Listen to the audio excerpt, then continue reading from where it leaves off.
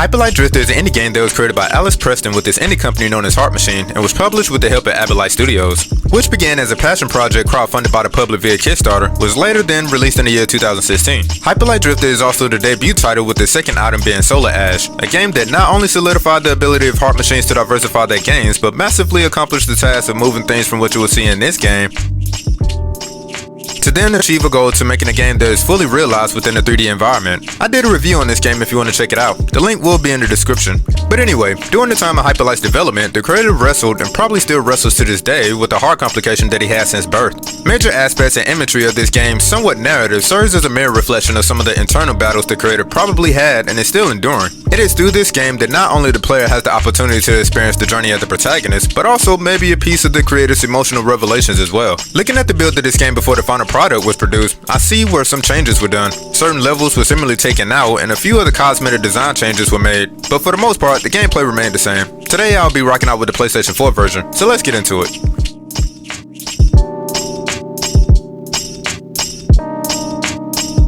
Just like many other indie games nowadays, the story is not clearly spelled out for you. There is no dialogue spoken in this game whatsoever, but instead the player is presented with pictures that serve as a means to piece together the narrative of what has happened to not only the characters you run into, but to this land. But if I can take a guess at what the story is, I would say that Hyperlight Drifter is a tale about a warrior who is trying to undo a catastrophe that led to the inhabitants of this land residing in a post-apocalyptic state. The enemy being this enigmatic manifestation of the Drifter's sickness that grows stronger with each step that the Drifter takes going forward. I believe the main character is trying to save this land and destroy what is causing this place to be a depressive state before his sickness overtakes him, or even worse, kills him. This is shown through multiple segments where you see the Drifter seemingly coughing up blood and having these hallucinations. I would suspect that many other Drifters have tried to defeat this monster who goes by the name of Judgment, but many have failed or just given up hope. So the fight is left up to the Drifter that you play as to go on this somewhat last suicidal mission to bring peace.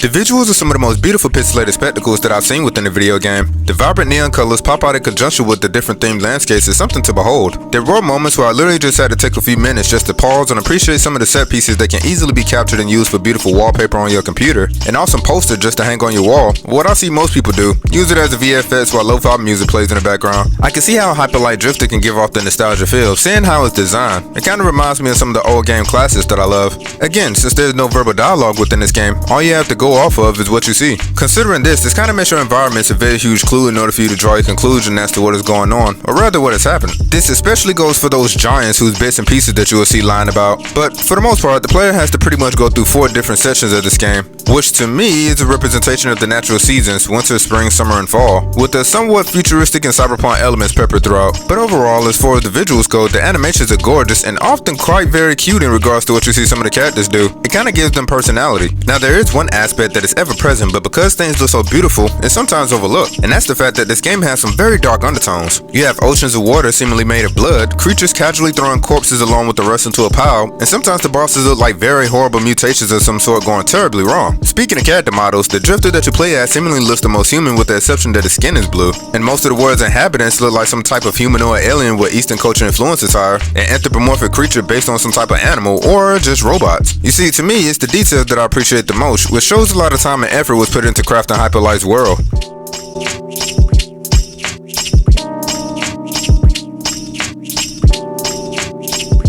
The gameplay is something that can be difficult depending on some variables, but the primary factor is how well you're good at thinking on your feet and how well you can maneuver through obstacles. The Drifter that the player controls can move in various directions. For offensive means, you have this sword for close quarter combat and the laser pistol for long range combat. The ammo that is required for your firearms refills by hitting and destroying your enemies. And as for defensive measures, well, don't get hit. Just stick and move. As a matter of fact, the best defensive measures for the player is your evasive maneuvers. This comes within the form of having the ability to dash quickly to move away from enemy attacks. Now, the opponents that you come across all have their own unique attack patterns that will help the player be aware of them. It's very easy when there are only a few enemies to deal with, but at moments this game will put the player in a situation where there'll be multiple types of enemies that you'll have to contend with, and sometimes within seemingly compact spaces. The more adaptive and familiar with the enemy types that you become, the more he or she will find themselves entering this Zen mode, when before long they will find themselves dancing across the screen defeating enemies with ease. Now, figuring out where to go and where the important things are shown by this map. You can travel either by foot, or once unlocked, you can fast travel via these large paths that the player will find scattered throughout the world. Once used, the player will be able to teleport to another area with their health replenished, but doing so will automatically respawn all the enemies within the area you just left.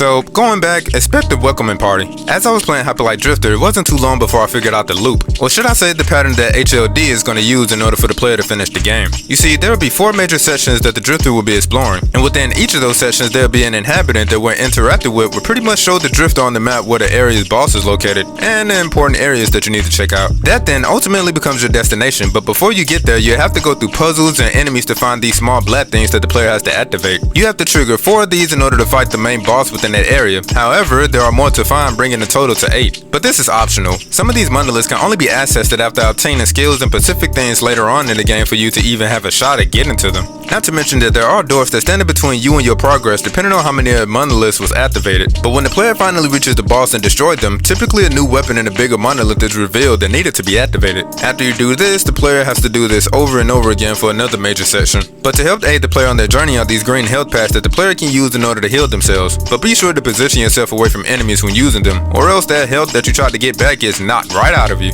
That healing animation needs some time to animate.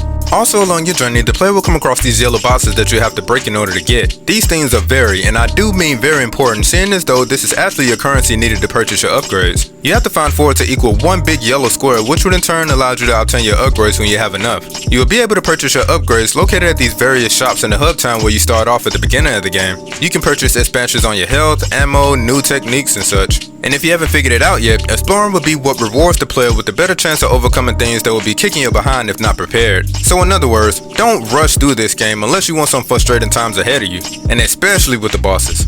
For a game that's so tight-knitted, there are so many hidden areas. A major hint to know that if you're about something that is either hidden or needs to be observed closely will always have this little insignia around it. And lastly, what the player will find are these things I like to call codes, which will be collected and needed to interact with these hieroglyphic tablets. Now for the criticisms. I only have 3. The first criticism that I have is doing that drifter mechanic. So when the player purchased the upgrade to do multiple consecutive dodges, it comes with its own little trick to it. Pressing the dodge button multiple times will be easy, but that isn't the case here. If you want to consistently dash around, you have to hit the dash button and then continue with each press being quicker than the last, essentially timing your presses like a drummer playing slowly and then picking up the pace. Doing this move takes dedication and practice just to get the hang of it. Oftentimes when I was just trying to get away from things coming at me, my mind doesn't always go to think about keeping up with a certain tempo. I just want to get out the way. And number 3, there are also other things that you can unlock, like different color outfits that provide their own type of buffs and attributes to the drifter, all of which never actually tell you what they do due to the game staying consistent with this non-dialogue approach, to a fault. Most people I know just Wikipedia it for the info. You can obtain different color swords and even that thing that follows you around. I do know that there is one outfit that can be unlocked, but it will require for the player to do this infamous 800 dash challenge. I wouldn't necessarily recommend it if you have arthritis, and good luck to you. And as for the tips, I do have 3. Number 1, use a gun that shoots multiple projectiles for maximum damage. I personally love the shotgun. Each of the scattered shots coming from this weapon will equate to multiple hits when up close and personal with the enemy. Number 2, focus on purchasing upgrades that you practically need. And number 3, do not go to your inventory screen while in the midst of a conflict. This isn't the pause button, you know. You will die and literally not see it coming. And that's about it. Hyperlight Drifter's gameplay emphasizes being agile. Having to run physically to hit your enemy in order to refill your ammo promotes not spamming the bullets and gives the player no choice but to engage. That right there is something that I love making this game fun. Nice to come back to every so often for nostalgia purposes. But after replaying Hyperlight Drifter, I really didn't notice this as much, but the different suits, beating monsters in their own sections with the last area being where you started off, signs showing hidden areas, it's evident and quite obvious that a lot of these ideas was translated over to Solar Ash. Check out the gameplay session of that review if you don't believe me.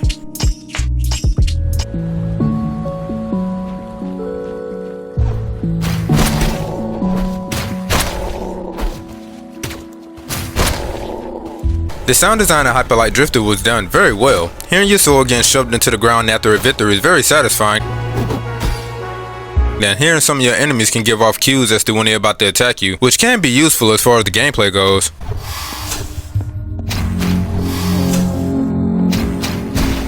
When the player begins doing multiple consecutive dashes, I like hearing when the drifter when he slides across the room. But when he hits the wall, the impact personally made me feel like, I felt it. And oh yeah, hearing those high-pitched sounds when unlocking something and hearing the sound of cartridges is going to be something that the player is going to have to get used to hearing. And last but most certainly not least is your guns. Each gun the player has of course is different, but the firepower is often expressed in how it sounds. For example, take the default blaster that you start off with. Sounds okay, right? Now let's look at the shotgun. I'm sure you get the message. Now the sound design of a game is but one of many things that makes a game more memorable, and I must say there's a reason why Hyperlight Drifter is iconic.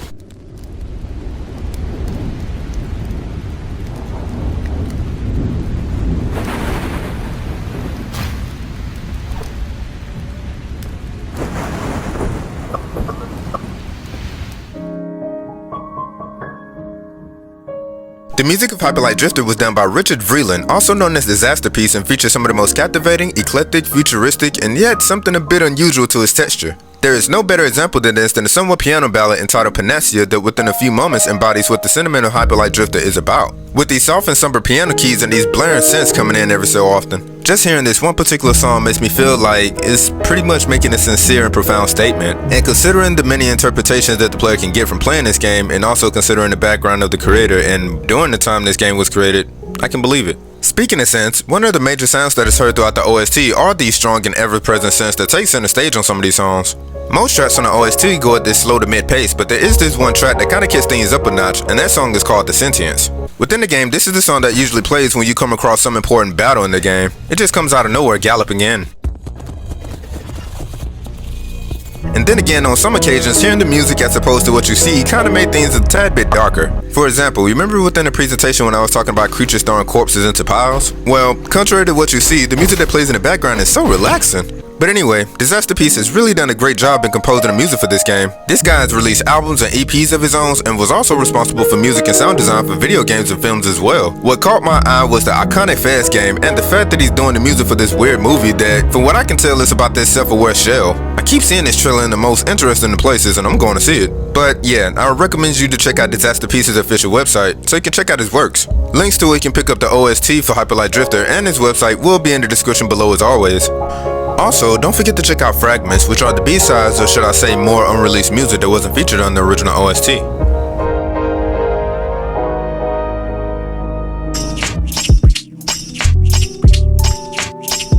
Hyperlight Drifter is a masterpiece. I'm going to give this game a 10 out of 10. This game looks beautiful, the gameplay is responsive and fun. The story thereof grabs the attention of the player, and even after beating the game, it will make the player go back to replay it, just to see if there was anything that was overlooked. There are so many theories that I'm sure that people are still crafting to this very day. One of my personal theories is that these doors is what connects the various worlds, or even the other game titles to each other. But that's just me. Anyway, HLD is a must-buy, and it will be doing you a disservice if you haven't played it yet. Hyperlight is now available for PlayStation 4, Xbox One, Steam for Mac and PC for only $20. It's also available for Apple iOS for iPhones and iPads for only $5. One thing to note though is that Hyperlight Drifter is also available for the Nintendo Switch. However, that version is the special edition and it has more areas, items, and features not available in other editions, pretty much making this version their definitive experience. The only other way to experience this version is to purchase the iOS. Also, as of this review, Heart Machine is now working on their next game entitled Hyperlight Breaker, which is a return to the HLD's world. For a time, many had speculated that Heart Machine's sophomore game Solar Ash would be a direct sequel to Hyperlight Drifter, but according to Alex Preston, it's not a sequel, although it takes place within the same universe.